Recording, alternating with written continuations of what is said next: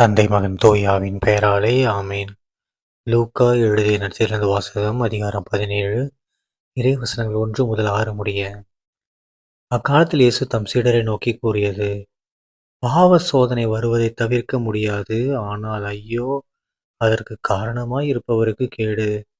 அவர் இச்சிறியோரில் எவரையாவது பாவத்தில் விழச் செய்வதை விட, அவ்வாறு செய்பவரது கழுத்தில் ஓர் எந்திரக் கல்லை கட்டி அவரை கடலில் தள்ளி விடுவது அவருக்கு நல்லது.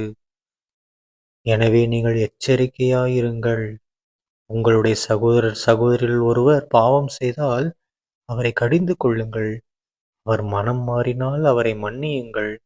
ஒரே நாளில் அவர் 7 முறை உங்களுக்கு எதிராக பாவம் செய்து 7 முறையும் உங்களிடம் திரும்பி வந்து நான் மனம் மாறிவிட்டேன் என்று சொல்வாரானால் அவரை மன்னித்து விடுங்கள். திருத்தூதர்கள் ஆண்டவரிடம் எங்கள் நம்பிக்கையை மிகுதியாக்கும் என்று கேட்டார்கள். அதற்கு ஆண்டவர் கூறியது: கடுகளவு நம்பிக்கை உங்களுக்கு இருந்தால் நீங்கள் இந்த காட்டு அத்தி மரத்தை நோக்கி, நீ வேரோடே பெயர்ந்து போய் கடலில் வேரூன்றி நில் எனக் கூறினால் அது உங்களுக்கு கீழ்ப்படியும். ஆண்டவரின் அருள்வாக்கு. கிறிஸ்துவே உமக்கு புகழ். அன்பார்ந்த சகோதர சகோதரிகளே, இன்று பொதுக்காலம் 32ஆம் வாரம் நவம்பர் 10ஆம் தேதி 2025ஆம் வருடம் திங்கட்கிழமை. இன்றைய நற்செய்தியில பாருங்க, நம்ம இயேசு கிறிஸ்து ஆண்டவர் என்ன சொல்றாரு? குழந்தைகளுக்கு, அதாவது ஸ் குழந்தைகளாக இருக்கக்கூடியவர்களுக்கு, இல்லைன்னா குழந்தை குணம் கொண்டவர்களுக்கு நாம் ஏதாவது தீய செயல்கள் செஞ்சோம்னா என்னதான், அப்படி செஞ்சு நம்ம வாழ்றதுக்கு பதிலா அப்படி தீய செயல் செய்யறவங்க கழுத்துல எந்திர கல் கட்டி அவங்க சாவடிச்சிடலாங்கிறாரு.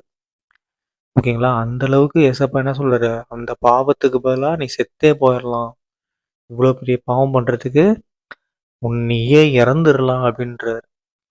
ஓகேங்களா? அது மட்டும் இல்லாமல் ஏசப்பா என்ன சொல்றாரு, பாவம் செஞ்சுட்டு வந்து உங்ககிட்ட மன்னிப்பு கேட்டாங்கன்னா நீங்கள் மன்னியுங்க. மன்னிங்க மன்னிங்க, எவ்வளோ தடவை வேணாலும் மன்னி. 7 முறைனா என்ன அர்த்தம்? மன்னிச்சுக்கிட்டே இருன்னு அர்த்தம். தொடர்ந்து மன்னிச்சுக்கிட்டே இருன்னு அர்த்தம். ஓகேங்களா? ஏன்னா கடவுள் என்ன பண்ணுறாரு, நம்ம பண்ணுற பாவத்தை மன்னிச்சிட்டு இருக்காரு. கரெக்டா? ஸோ அதனால கடவுள் என்ன சொல்றாரு, மற்றவங்க பாவத்தை நீங்கள் மன்னின்னு சொல்கிறாரு. அது மட்டும் இல்லாமல் ஏசப்பா என்ன சொல்கிறாரு, நம்பிக்கையை வந்து வைங்க. நம்பிக்கை வச்சிங்கன்னா எல்லாமே நடக்கும். கடுகளவு நம்பிக்கையில எவ்வளோ பெரிய விஷயம் நடக்கும்னு சொல்லிட்டாரு பார்த்தீங்களா? அந்த மாதிரி நம்ம இயேசுவா மேல நம்பிக்கை வச்சோம்னா எல்லாமே நடக்கும்.